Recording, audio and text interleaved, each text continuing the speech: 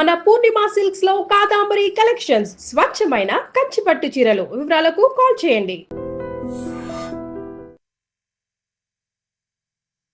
నమస్తే, welcome to I dream social spotlight with కవిత.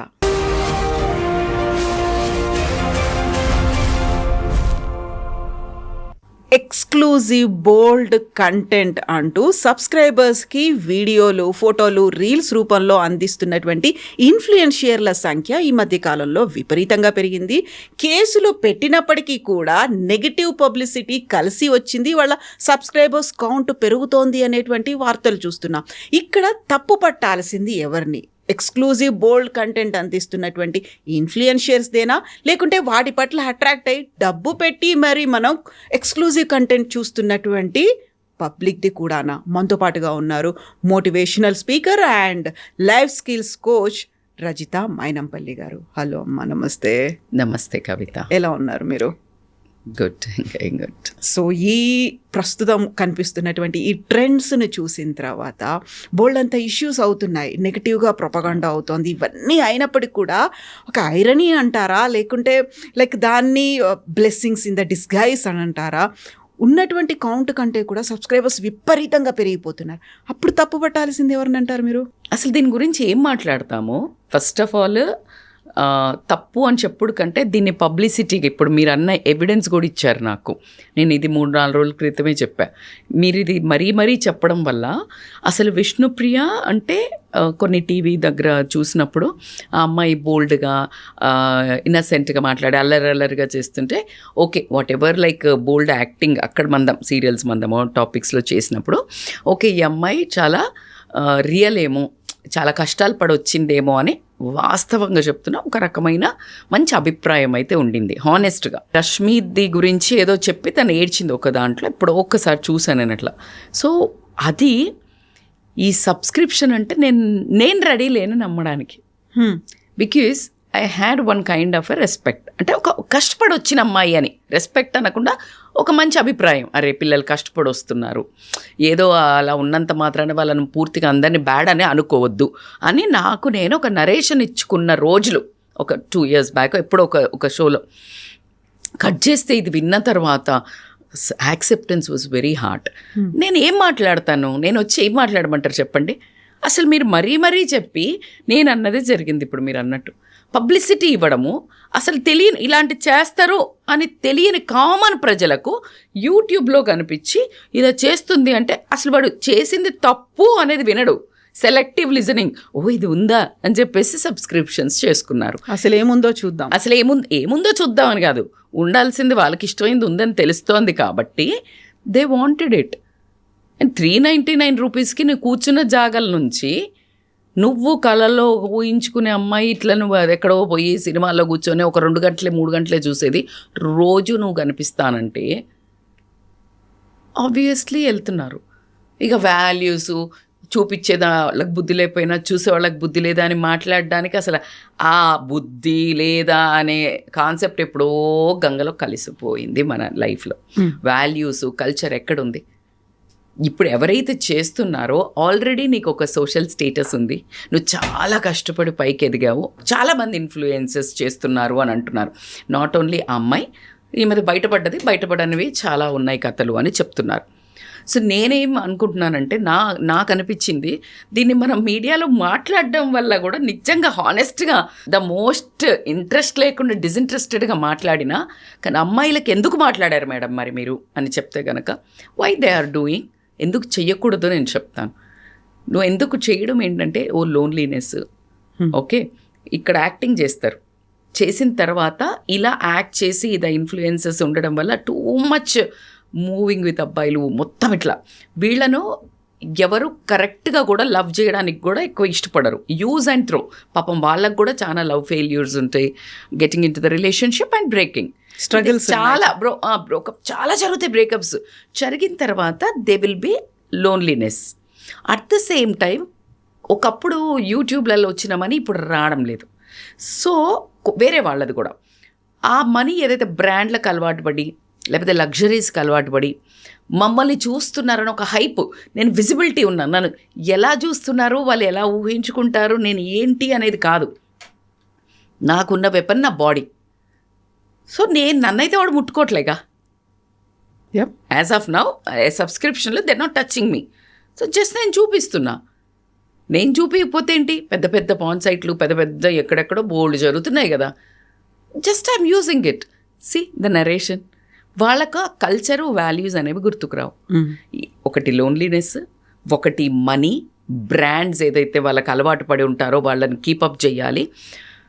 ఏదో అంటారు కదా, దీపం ఉండగానే ఇల్లు చక్క పెట్టుకోవాలి అనగానే వయసు ఉండగానే ఏదో పైసలు చేసుకోవాలనే ఉద్దేశంతో చేస్తున్నారా?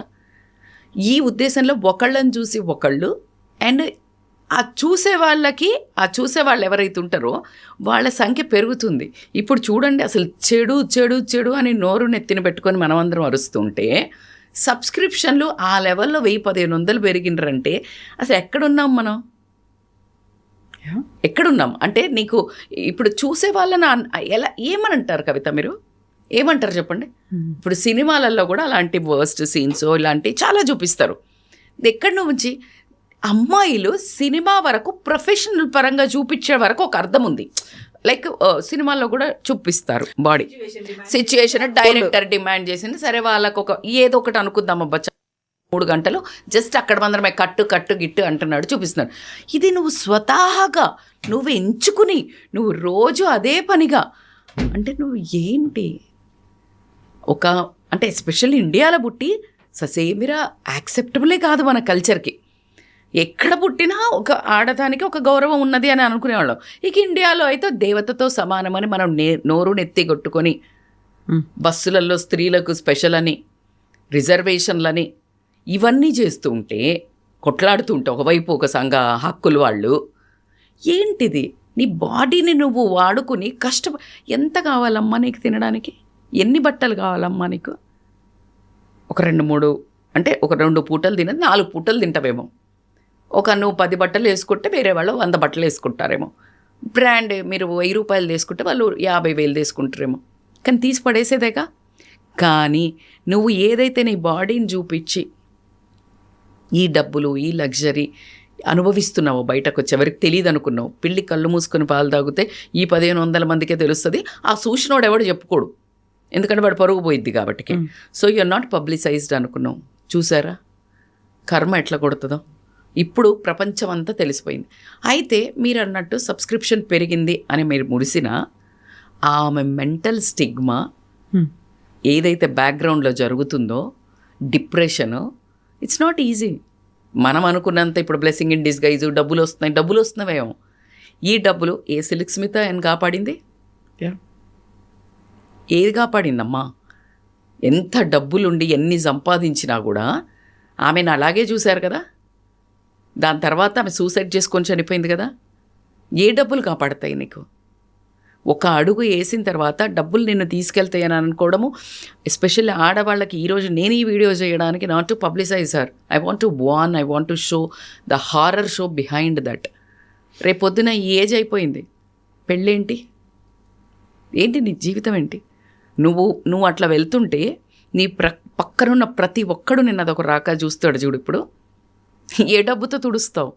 ఏ డబ్బుతో కంచుకోట కట్టుకుంటావు? ఏ రకంగా వాళ్ళ మనుషుల్లోకి దూరిన నీ మీద ఉన్న ఆ బ్యాడ్ ఆ చూపును మారుస్తావు, ఇంప్రెషన్ని ఎట్లా మారుస్తావు?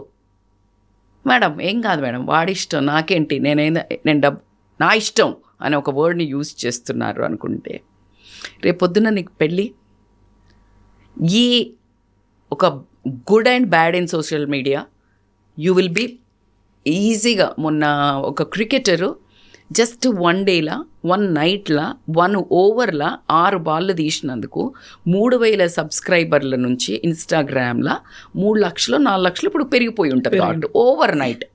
ఎంత బెటర్ ఉందో అదే న్యూస్ ఎప్పటికైతే ఉండిపోద్ది కదా, ఉంటుంది, రికార్డ్ క్రియేట్ చేస్తుంది. అవునా?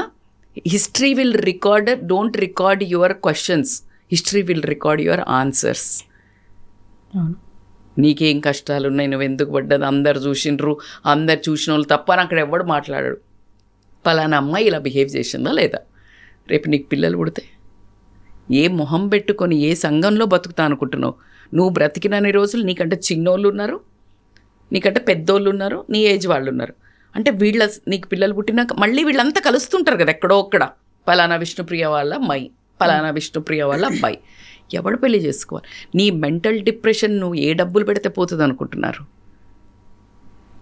దీపికా పదుకొని డిప్రెషన్ మీద మాట్లాడినప్పుడు కళ్ళల్లో నీళ్లు తిరిగాయి అందరికీ. అంత పెద్ద యాక్ట్రెస్ ఒక లవ్ బ్రేకప్ తోటి she couldn't even come out. She struggled like a hell. థెరపీస్కి వెళ్ళి, కౌన్సిలింగ్లకు వెళ్ళి, then she started talking about the depression very seriously. ఎలా ఓవర్కమ్ అయింది. ఇప్పుడు తలుచుకున్న అమ్మాయి కళ్ళెంబడి ఇట్లా పటపటపడమని నీళ్ళు గారుతాయి. ఇది సెన్సిటివిటీ, అమ్మాయిలకు ఉండే సెన్సిటివిటీ ఇది. అట్లాంటిది నువ్వు నీ ఓన్గా నీ బాడీ నీకేమో అవసరం? నీకు ఉండే ఎన్ని ఆపర్చునిటీస్ ఉన్నాయిరా. నీ గుణాన్ని, నువ్వు ఆపర్చునిటీస్ని కష్టపడితే బ్యూటిఫుల్ సాంగ్స్ చేసింది ఒక అబ్బాయి పేరు ఎవరో, మానస ఎవరితోటో, ఎక్స్ట్రాడినరీ. అసలు చూడండి ఎంత కష్టపడి ఒక సాంగ్ చేస్తే ఆ అమ్మాయికి వచ్చిన ఫేమ్ అదిరిపోయి ఉండే. ఏం లాభం? ఈరోజు అక్కడి నుంచి, అంటే నేనెవరు, నా కళ్ళలో నువ్వు ఎక్కడి నుంచి ఎక్కడ పడితే కావచ్చు నీకు, బట్ నేను చాలా హర్ట్ అయినా ఒక సాటి ఆడదానిగా. ఆ షట్, ఆ పిల్ల అలా చేయకుండా ఉండాల్సింది. ఆ పిల్లకి అసలు ఎంత మంచి ఫ్యూచర్ ఉండేది, ఎంత కష్టపడుతుంది, అంత హెవీ మంచి గట్టి పర్సనాలిటీ. అలాంటిది అసలు జంగన మంచి వెయిట్ కూడా, ఎంత బాగా డ్యాన్స్ చేస్తుంది. ఏం లాభం? ఇంకొంచెం గట్టిగా కష్టపడి రాదు? వర్క్ చేయి, 10 షోలు చేయి, 20 షోలు చేయి, ఏం లాభం అమ్మా? నువ్వు ఇప్పుడు ఈ దేన్ని పెట్టి తుడిసి ఎన్ని డబ్బుల కోట్ల కట్టలు నువ్వు, మేడం ఏం కాదు మేడం, ఇవాళ రేపు డబ్బు ఉన్నాడు అందరు మర్చిపోని వాళ్ళు కూడా ఉంటారు. నిన్ను చెడ్డ చూపు చూసేవాళ్ళు కూడా ఉంటారు. నీ ఫ్రెండ్స్ నీ డబ్బు చూసి నీకు అక్కడ మందం ఇస్తారేమో, బ్యాడ్కి వచ్చి చీప్ బిచ్ అనేటోళ్ళు కూడా ఉంటారు. So it is not about only money. Because of వాల్యూస్కి మనము రివార్డ్స్ ఇవ్వకుండా ఫేమ్కి రివార్డ్ ఇవ్వడం. Nowadays this fame, social fame has become democratised. Anybody can get the fame who is visible. ఎవరు కనిపిస్తే వాళ్ళకి ఫేమ్. ఇంతకుముందు fame is not democratised. Fame ఎవరికి డెమోక్రటైజ్డ్ ఉండే? సమ్ సైంటిస్ట్లో, some political leaders, some cine ఆర్టిస్టో, వీళ్ళకు fame that was democratised. ఇప్పుడు ఫేమ్ ప్రతి ఒక్కరికి సోషల్ మీడియాలో దోస్ హు ఆర్ సీన్, నువ్వు చెడ్డ చేయి, నువ్వు చెత్త చేయి, నువ్వు మంచి చేయి, నువ్వు ఏం చేయి, democratised, who are very much seen in the media. But power is not democratised yet. అందుకనే everybody runs to politics. There the power comes. Money, power comes. Money సంపాదించాలి. Fame is not enough for the power.